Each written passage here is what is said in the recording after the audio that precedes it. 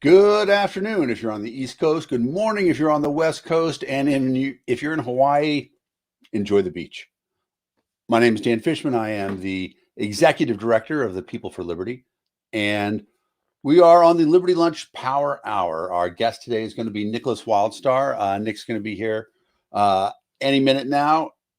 I want to talk a little bit, though, about the fact that Nick is actually our first repeat guest on the Liberty Lunch Power Hour.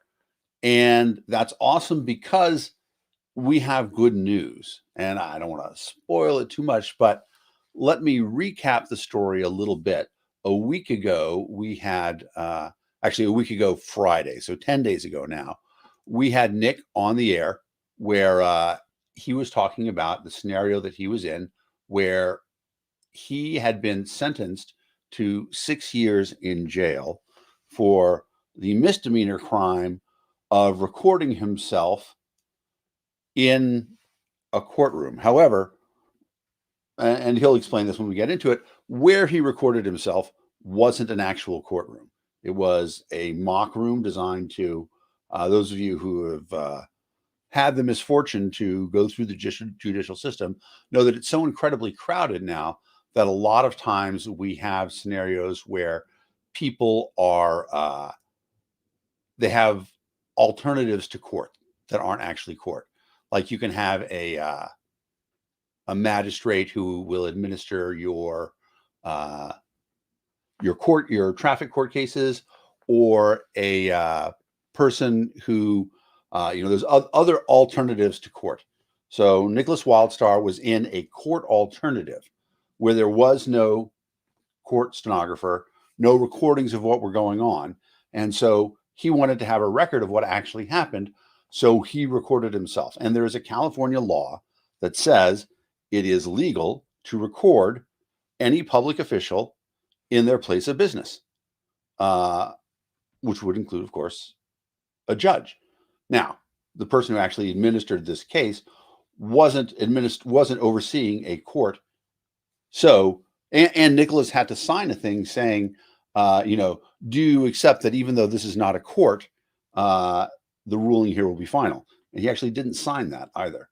So he's in this scenario where he's recording it so that he can have a record of what happened. Because if you've had a bad experience with the judicial system, with law enforcement, you know that one of the critical things is that the system is stacked against you, especially if you're defending yourself, especially if you are a person who is known to the police, as most libertarian activists are.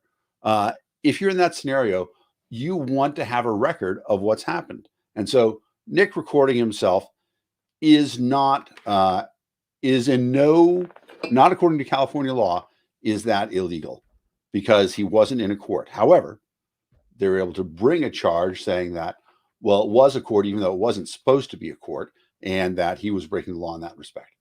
He had a trial where he was found guilty, and they threw the book at him to essentially, and those of you who know how the system works, a lot of times they will give you the heaviest possible sentence and then try to plea you down to stop you from appealing to accept a lighter sentence. Nickolas wasn't going to do that. He was going to fight. He's still going to fight, and he's still going to appeal, because it's a critical thing for all of us that if you are taken into a court, if you're taken to a system where you are going to be judged, you have the right to a recording of those proceedings. And, the Supreme Court has held many times that photography is not a crime. Taping a police officer is not a crime. Your ability to make a recording of something that's happening to you should be defended under the First Amendment. In this case, though, Nickolas was not allowed to do that, and it ended up being, a real hardship for him and his family. He was held for 10 days before his trial, which of course is just, brutal. And then he ends up having to fight, the expenses to his family, all that stuff. We set up a GoFundMe page. His wife set up a GoFundMe page. They raised some money to defer some of those expenses. However, in the long run, when the sentencing has been commuted somewhat, and I'll let Nickolas talk about that when he gets on and sort of share the good news. But it's a fight that we can't let the government walk out of this. We can't let them get away with the fact that they did something wrong. And now they're trying to say, oh, well, you know what? Maybe we did something wrong. Maybe we can sweep it under the mud if we do this one thing. So without further ado, let me bring in the man of the hour. Hey, Nick, how's it going? Wonderful. Dude, that's an Fishman, how are outstanding you? background. What's that? I said that's an outstanding background. All right. I'm I moving on to the next phase, you know? well, that's good, but it's not the next phase. So I gave people a little bit of a highlight that said essentially your sentence has been reduced, right? That you are Yeah. not going to, you're not currently being scheduled to go to jail. Thank However, you are still guilty in the eyes of the law, and they're going to sentence you to community service, which, I mean, to a certain extent, I think that's kind of crazy to sentence you to community service because, I mean, that's like sentencing a bird to fly, right? Birds already Right. fly. You're already doing community service. It's, yeah, exactly. But that's fine. The government wants to say, okay, that's what we're doing. But is it, so I want to ask now, is it over for you, or do you feel like there's a need to still fight? Are you going to appeal the sentence? Oh, yes, definitely. I mean, I have a need to make sure that justice is served and that I am vindicated, you know? With this situation in particular, if I were to appeal it and actually be victorious in that appeal, well, I am going to appeal it, but if I were to actually be victorious at it, my situation would become case law to where, you know, anyone in the state of California that should happen to incur the same thing to where you were recording a law official and am charged for it, then they'll be able to use my case as defense against that. So I definitely want to make sure I do win that because it's certainly going to be a win for all of we the people. Definitely for everybody. Now I tried to explain a little bit of what was going on beforehand, but just to follow up, the place where you were recording wasn't a straight up, it wasn't a court, right? It's not an official court sort of thing. It's like I don't want to say a temporary court. That's essentially what it is, pretty much. I mean, because you do have a judicial officer there, which is a commissioner. Commissioners are not judges, so technically, when they are on the bench, they're just practicing being a judge. So you have the right to object to that commissioner, you know, presiding over your case and actually have a real judge appointed to it. So these traffic citations that I had appeared in court for in September of 2018, they were in those temporary courts, as you said, and the commissioner presided over them. So I was really just acting within my rights to object them overseeing, you know, what was happening. So you objected. In fact, they give you a piece of paper too saying you acknowledge this isn't a real court. Exactly. Yes. Every person that goes into the courtroom is given this list of guidelines, and I just read through them. Lots of people don't, you know, and I'm like, hey, this is a perk here. Why not just say I object and actually wait this out to, you know, Sure. I do have my jury trial, you know. Yep. And that's the way it's supposed to work.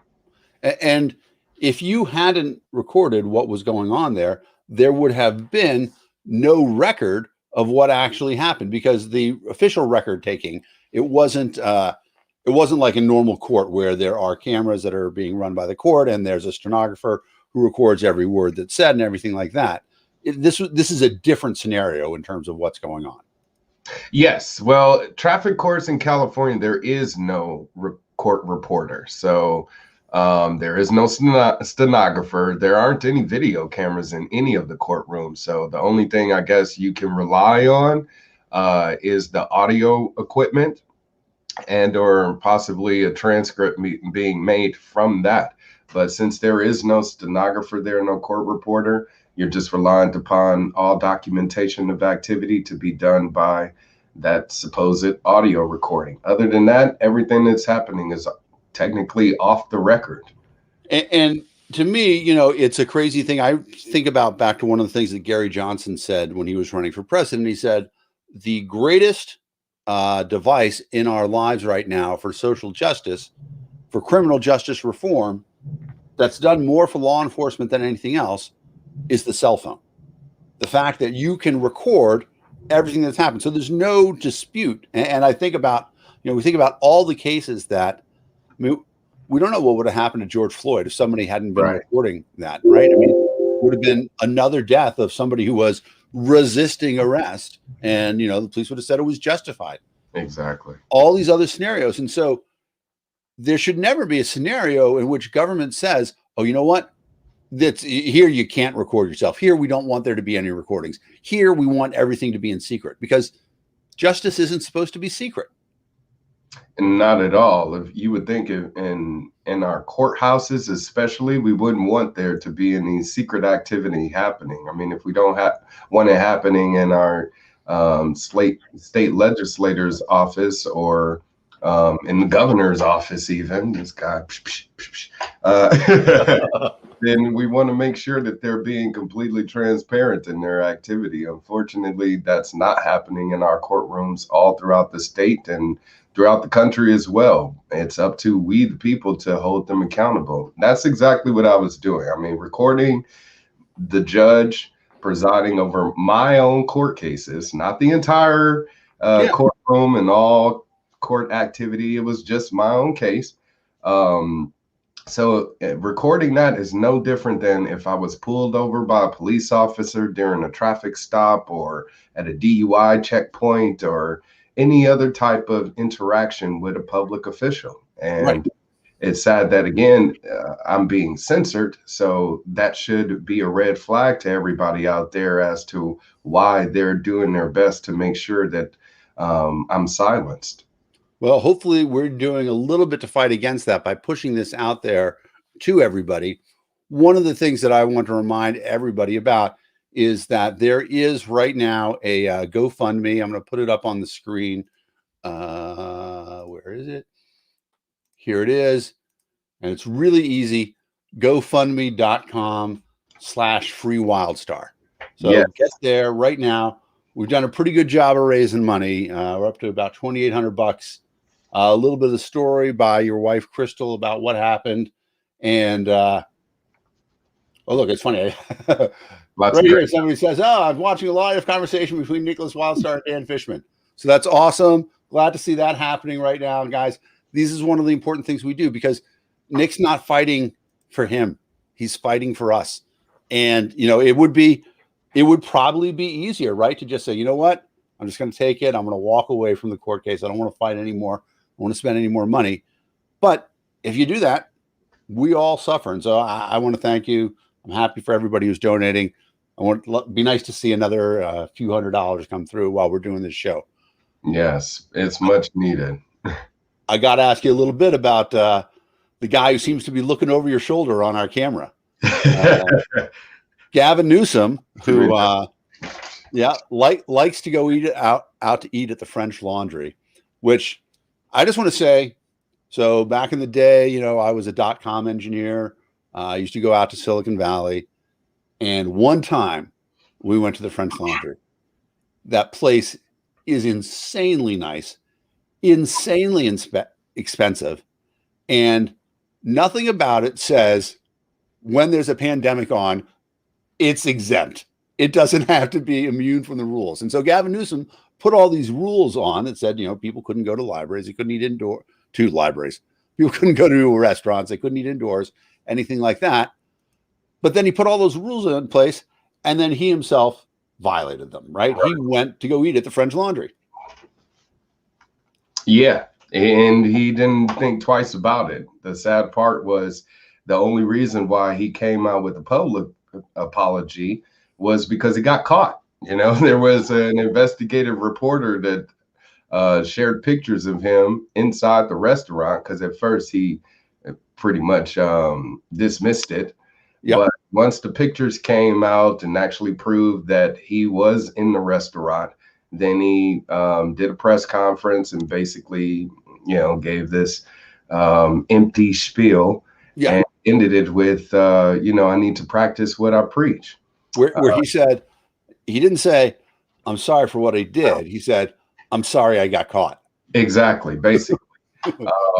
And the one thing about this dinner is that a lot of people are unaware that he was actually meeting with over a dozen people in this indoors in this restaurant where all restaurants are closed for indoor dining, but he was indoors. He was not wearing a mask. He was not socially distancing. All the rules that he's having imposed on the rest of the people of California. So, but at this dinner, he was actually meeting with a bunch of lobbyists, executives from a company that he actually hired to handle the rollout of the vaccine, which has been troublesome and a waste of money, hundreds of millions of dollars here in California. He also met with water company executives to basically butter up another deal for them to where they're able to provide water at an expensive rate here in California, where we have water droughts, etc. And he also met with medical representatives from the health department here. So why is he meeting with all of these officials for a private dinner and for a public affair? Right. So that just even more is proof to show you that there's some cronyism going on. So he does that, and then that's not the end of it, right? There was a Thanksgiving scandal as well, was there not? Well, yeah. I mean, with regards to all of these state officials, he was one of the first. But on Thanksgiving, he basically said for for everyone to stay away from family and friends, and if you have a gathering, that all of the activity needs to be done outdoors. Everything needs to be prepackaged. So if you serve dinner, they need to be in their own separate containers. The event can't last longer than 2 hours long. So he put all of these rules on everyone else of the state. Excuse me. That's all right. Time, there were other state officials actually breaking those rules. I believe a mayor of Santa Cruz or a city official out there was caught at his house with more than a dozen people.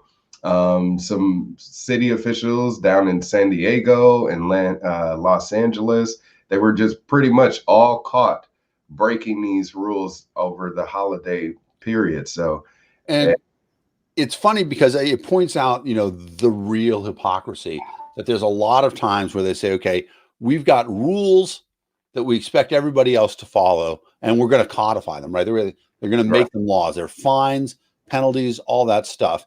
And then the officials themselves don't follow them. And the thing about it is, as libertarians, one of the things that we say all the time is, why make laws for things that you could ask people to do voluntarily?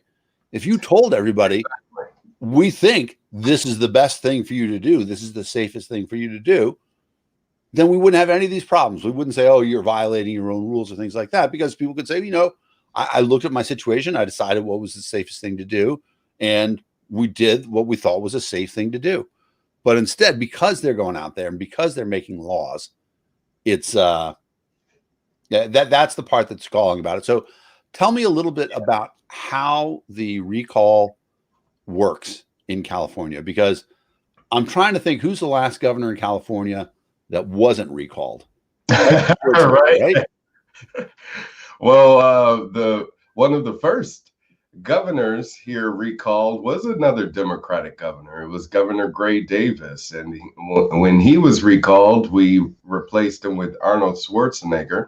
Right. Hopefully we don't make that same mistake again this time around. And I don't think he's running, is he? No, but I mean, just as a quick aside, representative of we the people. Yeah, well, just as a quick aside, in his inaugural speech, Schwarzenegger gets up there and, in his best Terminator voice, he says, "We are facing the financial apocalypse."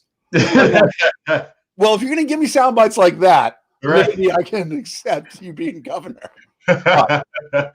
So probably it's not going to be Schwarzenegger. But then there's when that happened, when the recall election happened, how many people ran? It was like over 100 candidates ran in that first recall, right?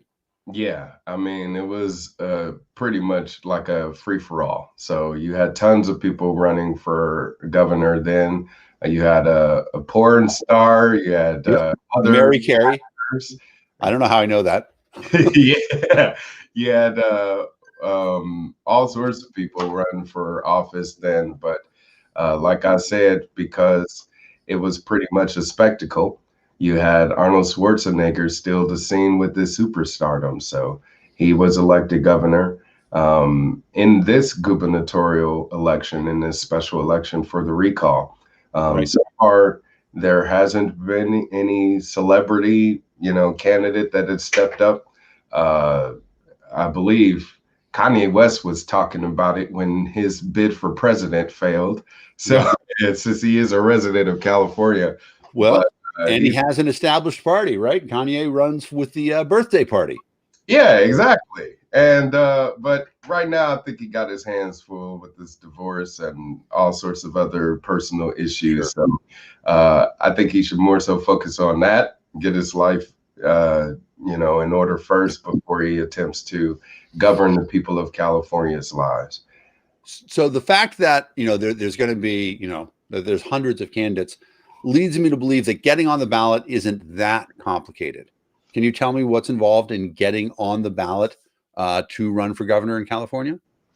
Sure. Well, it is a process. I mean, don't get me wrong. You have to either pay the fine, which they always make you do, is pay to play.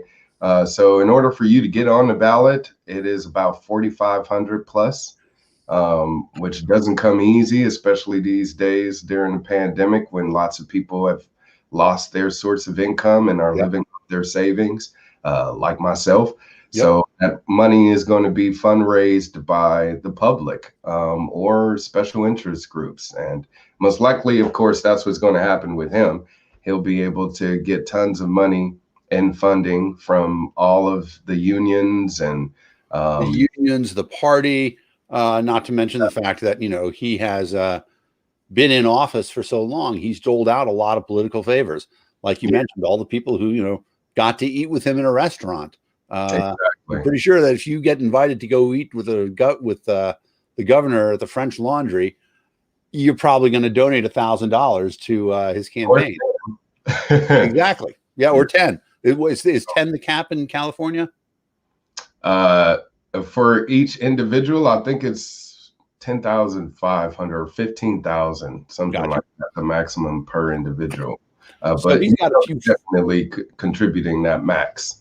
Right. So he just needs a few friends to get him on the ballot. Now, if you don't have the cash, is there another way on, or is it only cash that gets you on? Well, money gets you on, but it's the easiest way. I mean, the hard way is having to collect the signatures in lieu of that fine.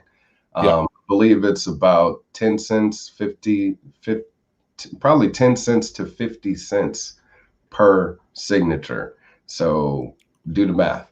I would disagree with that. Having just run the national ballot access for president, we were paying, across the country, $4 a signature. So I would have to imagine that in California, it's going to be, much more expensive. I'm very aware that California is the most expensive media market. Although I guess, is there a geographic distribution? Can you get the signatures from anywhere? Like if you get all your signatures from Northern California, it's obviously going to be cheaper than getting it, or Northern and Eastern California, it's going to be cheaper than getting it from in LA.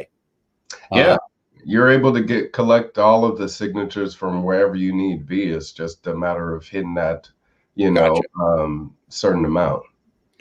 So then let's talk a little bit. We had talked about this before, but for the people who aren't aware, all these people run, and there's going to be multiple Democrats probably and multiple Republicans in the race, because California, Proposition 14, you have what's called the jungle primary, which I still think is just the dumbest name ever. I mean, right, what about it is a jungle? I don't know. But For all that. right, exactly. I like free for all. I like cage match primary. Something like that makes more sense to me than the jungle primary. But so there's going to be the jungle primary, going to be a lot of Democrats, a lot of Republicans, and hopefully they're going to be splitting each other's votes to some extent. Is that what happens in practice? Yes. Well, the difference with the special election, the recall election, is, excuse me, Prop 14 wouldn't actually apply because it's winner takes all. So if Gavin Newsom is able to not be recalled, he'll be able to retain his seat as governor until the 2022 election, where then we'll have that cage match. Oh, so I didn't understand that. So the recall hasn't actually passed yet. No, the deadline is March 17th, which is Patty's Day, this Wednesday. Yep. So after then, it'll be declared by the lieutenant governor if we actually meet the signature threshold, which is 1.5 million, which I think we'll be able to do since we have over 2.1 million at this point. Yeah, my understanding is that the signature threshold has been matched, and like people have been through the signatures that they have and they validated. Lieutenant governor hasn't validated it yet, but journalists who have seen them said, yep, absolutely, there's enough valid signatures to get through there. So then once that happens, there's a recall election. There's a vote to recall him, or it's just a flat out election. Who's the next governor, and he gets to run in that? Well, on people's ballot, they'll have the option of one, would you like to recall Gavin Newsom? Yes or no? No matter which answer you choose on that first question, you are also given the option of two, which is if Gavin Newsom is recalled, who would you like to replace him? So people will get to vote yes or no on recalling Gavin Newsom, and then also get to choose who they would like to see replace him. Well, that's very interesting. So in many ways, you are going to be allied with other candidates because all of you want to get the yes vote for to recall Gavin Newsom. Exactly. Have you heard anything about that yet? Any talk of any candidates working together to get the recall part passed? No, actually, I've been one of those candidates out there, pounding the pavement to create alliances with these other candidates. Unfortunately, they're all just self-centered, thinking about themselves and, me, instead of thinking about we, the people. So all the candidates that I've reached out to so far have, pretty much denied that that opportunity for us to work together. I'm hoping Chris Carlson of the Green Party actually jumps into the race. When I ran in 2018, he was the Green Party candidate for governor, and him and I actually teamed up to campaign throughout the state and, get in debates and do interviews together, et cetera. So you actually brought up a great point. That would be a great opportunity for candidates to come together right now, go out and promote the recall itself, since it will benefit everybody, and then also at the same time introduce themselves as candidates. So we have had a debate already here in California for the recall. It was the Yes California gubernatorial debate. Yeah. And in that, they did bring up issues about the recall. And I'm pretty sure any gubernatorial debate between now and when this special election actually happens, that Newsom is going to be a matter of discussion in his failures and what we would do as governor to pick up where he left off. Well, that's a really interesting thing. One of the things that People for Liberty has been really focused on right now is trying to make libertarians aware of the opportunities for coalition, chances for us to work with other people. And we get a lot of sort of wins out of that because we show people that, A, we're not as crazy as the Republicans and Democrats make us out to be. Right. Because if there is one thing that Republicans and Democrats always agree upon, it's do not let the libertarians succeed, because libertarian success means the end of the gravy train of money in politics. Yes. And so that's the one thing that they can agree upon. They want to keep getting paid for being political. But the other thing about it is that when we work in a coalition with other groups, and I've done this a couple times in things that I've done. So when I was in Massachusetts, I was the political director of the Libertarian Party of Massachusetts. We worked with Black Lives Matter because, we're all concerned about criminal justice reform. And Right. it's a really important thing. And, things like getting cameras on police officers and holding police officers accountable. And one of the big things that was happening a lot, I don't know if it's happening in California, but in Massachusetts, a lot of times, police officer would get in trouble in his local town, and they would say, "Okay, we're going to force him to resign, but we're not going to press any criminal charges." And then he would just become a police officer, one town over, no Yeah. penalty or anything like that. And we wanted to make sure that didn't happen. And so that's a natural alliance for us. And the same thing for, there was a group that wanted to, even more than libertarians, they wanted to legalize cannabis. Natural alliance for us to work with them. All Exactly. these sort of things. Gun owners, all these things. And so here we've got this scenario where I think a lot of people can agree, Gavin Newsom has just got to go. He didn't make anything better in California, right? California was supposed to be, we've got all these hardcore implementations, stuff like that.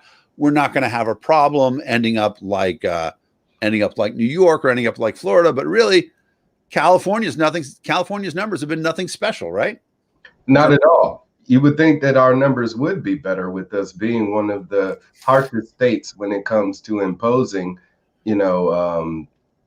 protocols and procedures for safety for the coronavirus. But we have one of the highest amount of cases in the state of California. We also have a higher amount of deaths than some other states as well. And even with those amount of deaths, they don't warrant us being locked down for over a year now, because since this pandemic has been declared, there's been a little over 50,000 people that have died. Of course, Right. That's unfortunate, since one life loss is, an awful Terrible. loss. Yep. But at the same time, we have over 44 million people here in California. So that's less than 1.5% of our entire population. So again, it doesn't warrant us all being forced to stay inside of our homes when there hasn't been a high mortality rate. Well, and when you look at, my favorite example is Tennessee. Tennessee has never had any mandates, any lockdown, and their numbers aren't particularly worse. Now, it's not like people in Tennessee are saying, you know what, it's not liberty unless you can lick the elevator buttons. They're being cautious. They're being smart about it. They just didn't have to have government come in and tell them to do all those things. And in many ways, that works better because I mean, this is me. This is my personal thing. But I wrote an article about this once. I got mad at a ketchup packet because it said, "Open this side," and I'm like, "You're not the boss of me. I'm opening it on the other side. What are you going to do?" Ketchup packet. And so, but I think a lot of Americans are like that. If you tell them they have to do something, they're like, "Oh, I'm not going to do it." If they say this is the best thing to do, but do what you want, like, "Oh, I'm going to do the best thing." We would have done a lot better, I think, across the country if that had been our response to COVID. If we'd said, you know what, wearing masks isn't for you, it's for your grandma. It's for your friend's grandma. If government had that response, then people most likely would have been like, no, I'm going to do what I want. But since government was like, you must do this, exactly, like, I must do that. So It's sad that, in America, where you have so many independent thinkers and this free mindset, a lot of people still think they must follow suit with this whole groupthink aspect of what's going on and not exercise any common sense at all. I mean, what happened to the flu all of a sudden? What happened to heart disease? What happened to all sorts of other ailments and life-threatening diseases where they cause death and our lives weren't suppressed or changed in any way because of it? We were just told to proceed with caution. It is interesting to see, the flu numbers are incredibly low right now.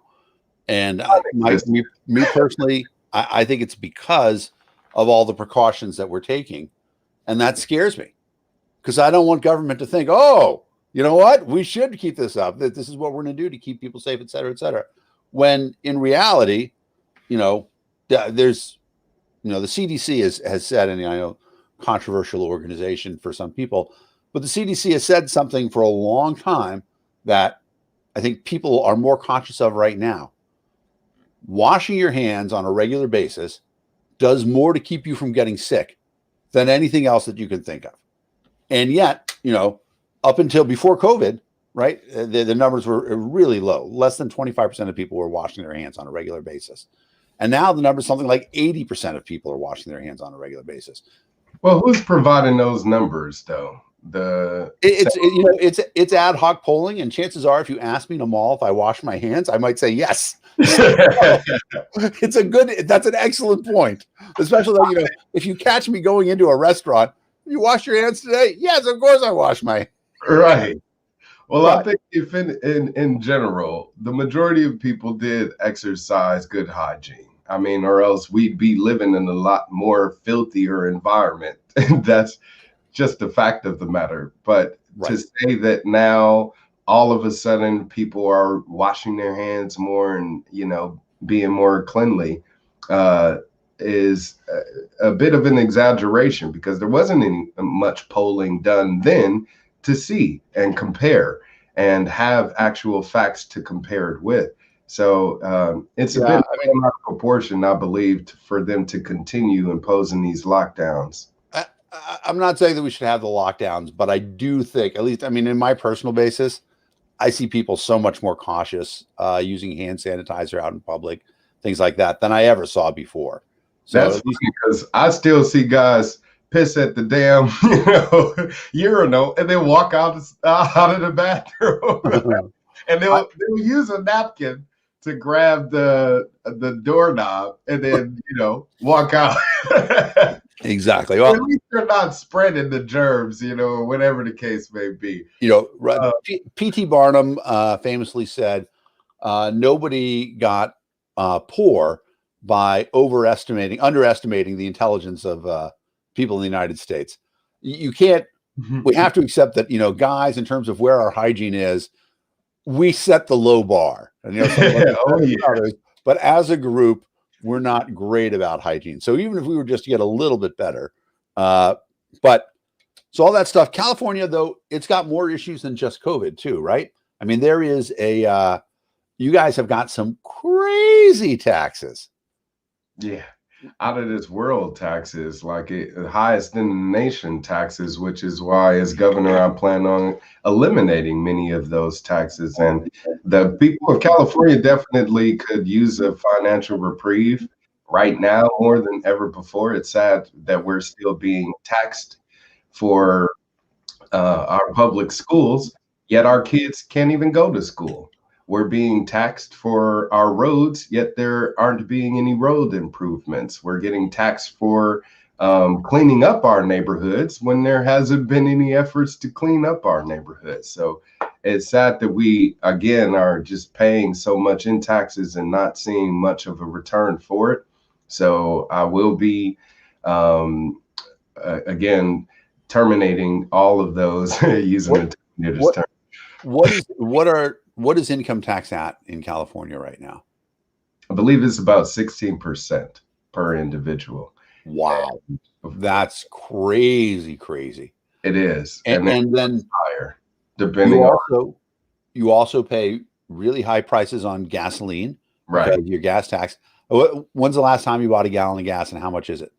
I think earlier this week, and it was about $4.30. Whoa! Shut the front door.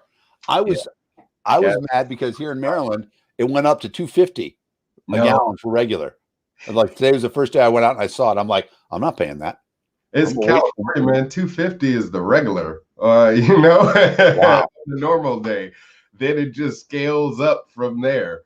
And right now we're seeing a push happen to inflate that price for gasoline.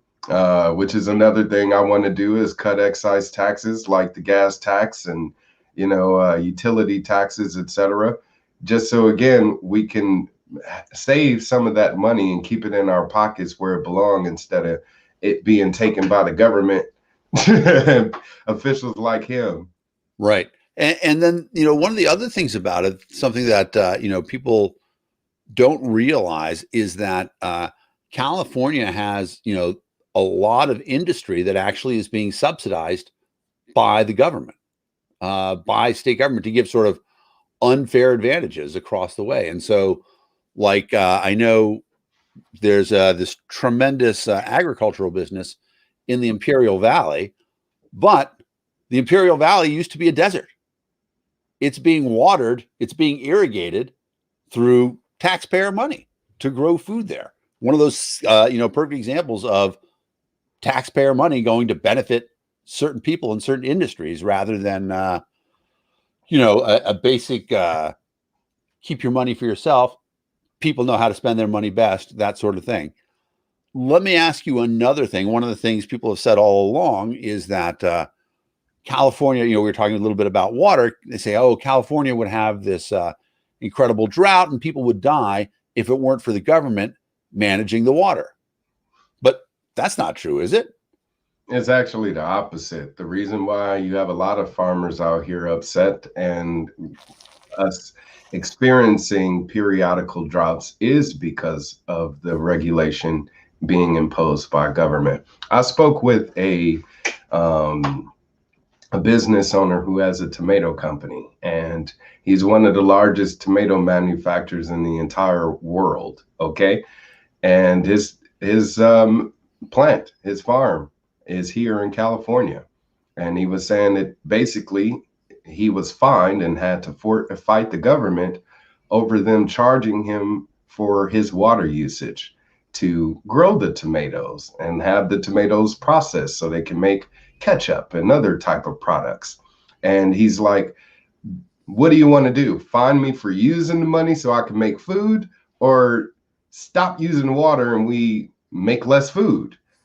Right. I would think we need more food, and we all need food to eat. Of course, we all need water to make that happen. So I think, if anything, it should be wrong for companies like Nestle to come into the state of California, which is also here, and siphon off hundreds of thousands of gallons of water, bottle it up, and sell it right back to us. That's just insane. So what I'll be doing is finding those companies for their excessive use and, level the playing field to where some of these smaller businesses have the opportunity to continue to grow as a small farm instead of selling out to these major corporations. A lot of the farms here are owned by Prudential, owned by Hancock, these two companies. And California provides over half of the nation's fruit and vegetables. So if we want to make sure that our farming industry is able to flourish and is not being governed and dictated by government and special interest groups, then we need to make sure it is truly a free market, which is what I'd be doing, is removing some of those regulations that prevent it from doing such. And speaking of water, more government red tape. Yeah. What I would like to do to solve the water crisis is actually start building these atmospheric water generators. You can look it up. These AWGs do exist. And we can put them along the coastline, and they basically create water out of thin air. Okay. Take the water molecules from the sky, make it drinking water coming out of the machine. So it would be a better way for us to create water, a less expensive way, as well as a way for us to eliminate having to experience droughts and water shortages. Yeah. I've talked about this beforehand. I actually am a native Californian. I was born in Berkeley, California in 1967, which people think explains everything about me. But California's had water issues for forever. Right. And the idea that government is going to solve the problem when they haven't in the last 60 years is pretty laughable. And in fact, you see the best solutions that you see for water are things that people implementing voluntarily amongst themselves. Right. It's not that we don't have enough water. It's just that the water that we have is being controlled. Let's circle back around to the court case that you are fighting for all of us.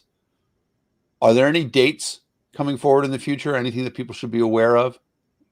Is there an appeal date? You brought up the GoFundMe because I'm in the appeal process now. And what's sad is you're only given 30 days to fight That's these crazy. charges. But yet I was prosecuted for years. This started back in 2017, and here we are in 2021, just now wrapping things up. Yep. And I'm only told that I have 30 days to file an appeal and contest these charges. So that's exactly what I'm doing this week. Right now is shopping for an attorney. I've already filed the notice of appeal. So I just need to find an attorney to actually follow through and make sure that it is completed. So thank you for throwing up the GoFundMe, because I'm trying to fundraise $15,000. I found out the minimal for a good appellate attorney is about $20,000. Wow. So if I can hit the 15, hopefully I can find someone that's willing to take that and get this going for me. But I'm going to fight this out as long as it takes, if I'm able to. I mean, right. Who knows if it's going to be within the year or a few years even. I mean, right. I've heard stories of appeals taking 10 years or so.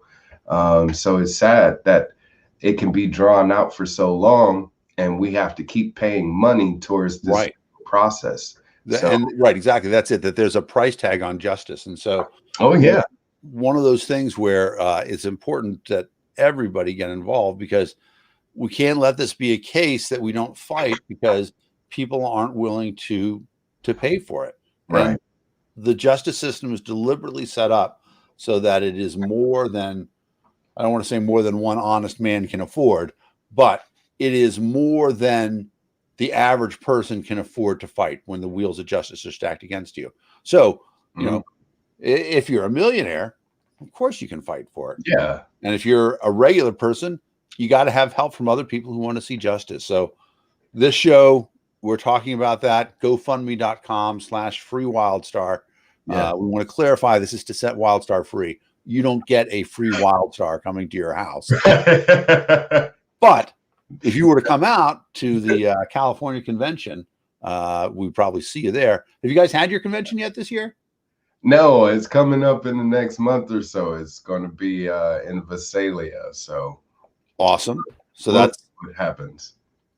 That's good stuff. I once again, I want to thank you, Nickolas, for being on here, for fighting for all of us, and giving us a place to rally around too, because I think libertarians in general right now are trying to find somebody who's really fighting the good fight. We got a couple of elected officials, some in California, some in Wyoming, but seeing somebody who's right out there actively impacting our rights, because this case affects everybody in California and potentially even at a larger scale, the idea that you're allowed to record yourself. So I appreciate you fighting for us. I appreciate everything that you're doing in terms of getting ready to make sure that Gavin Newsom doesn't get reelected governor, and going out there and trying to build those coalitions. That's an important thing too. Thanks so much for being on the show again. Always a pleasure to have you, and I look forward to the next broadcast where we say all the charges have been dropped and you are a completely free man. Yes, and then all of the people of California can make sure that they're not having their constitutional rights infringed upon. That would be amazing. That's what this is all about, So thank you so much for promoting the ideal of helping me out, because it is going to be a victory for all of we, the people of California, were I to be successful. So please, everyone, join in on the effort. As Fishman said, check out the website, GoFundMe.com. Free Wildstar, make a contribution. I am running for governor of California. I have a debate this Saturday, and there will be more coming up over the next few weeks.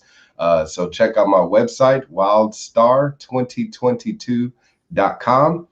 Please join that effort as well, because I'm a grassroots candidate and need all the help I can get. Okay. It is a matter of us fighting against the superpowers here in California, and I'm pretty sure they're going to be pouring in tens of millions, if not hundreds of millions of dollars into this special election to make sure that someone such as myself isn't given an opportunity to serve. So let's please counter that how we can. There we go. Perfect. There's the website. Please check it out. Wildstar2022.com. You can click that donate button or that pledge card that he just minimized, or where it says contact, I believe. Right here. There's a contact link up the top. Yeah. If they go to wildstar2022.com, that's the perfect place to find out more about you too. Yes, I got my social media there, Facebook, Twitter, Instagram, so you can connect with me also. And my YouTube channel, which I ask you all to subscribe to, has over nearly 30,000 subscribers and over 8 million views. So check out my videos. I do my best to make sure I capture as much public events as possible, whether it's protest or, debates, rallies, whatever, and make those videos available on my YouTube. So definitely check that out. That's awesome. Well, thanks again, my friend, for being here. Look forward to hearing from you again in the future. And thanks everybody for turning into the Liberty Lunch Power Hour. My name is Dan Fishman. I'm Executive Director of the People for Liberty. You can find out more for us at peopleforliberty.org. Thanks, Nick. Pleasure.